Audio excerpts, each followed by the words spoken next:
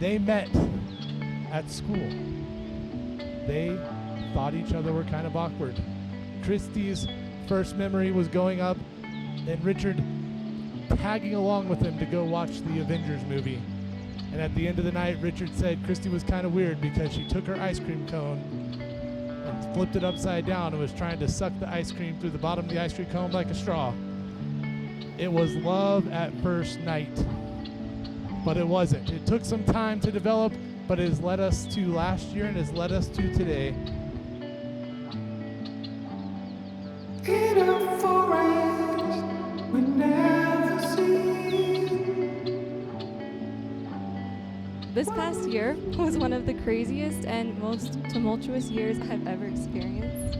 With leaving San Diego, moving to Manteca, then to Merced, and then halfway living in both Merced and LA, we can definitely say we racked up some mileage on both of our cars. Throughout all of it, you have been my one constant, supporting me in everything and getting me through stressful times. This year has really brought us together, despite being physically apart, and made us rely on each other more than ever. Despite being so dependable, you also managed to still surprise me. Like when you drove to LA to surprise me at 3 a.m. on our anniversary. I love you for being so steady, but never boring.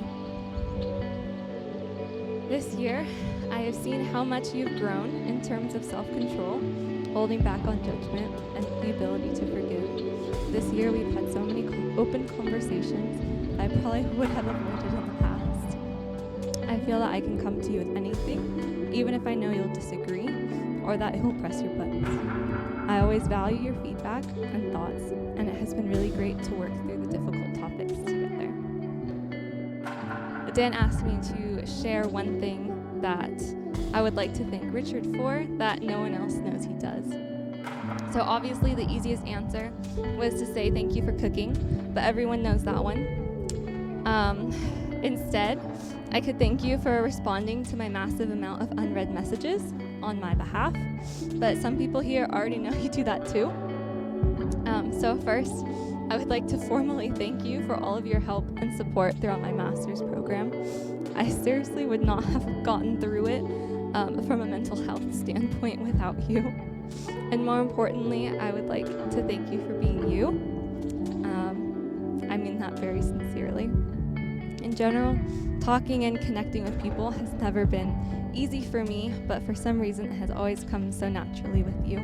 And thank you for all you do. I love you.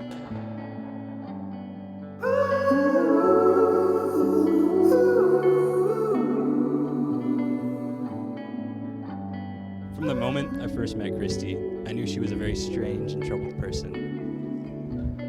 Nothing has changed. The only difference between now and when I first met her is that we are now very strange and troubled together. Christie, my beautiful wife of 1 year, 1 month, and 2 weeks, I've never stopped loving you. I can't. It's literally impossible because you're so amazing. There hasn't been a day that has gone by where I haven't loved you more than the day before, and I vow to continue to do so, to have the goal of loving you more than the day before. One of the great things about Richard is he always leads by example. He was always the top of his class. He was the youngest to achieve his black belt in martial arts. He could play multiple instruments. Whatever he put his mind to, he always went above and beyond. I can't wait for what God has in store for you too, my little croissants. Congratulations.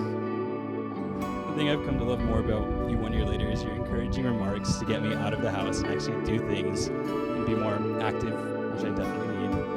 If it wasn't for all your encouraging remarks that I've come to love, I'd probably still be at home right now. She's helped and touched so many lives, and I wish the world knew the impact she's had on it.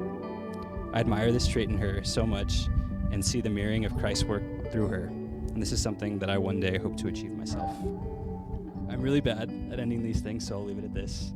To Christie and Catherine Elks, I vow to love you with all of my heart, all of my mind, and all of my spirit, second only to Christ himself.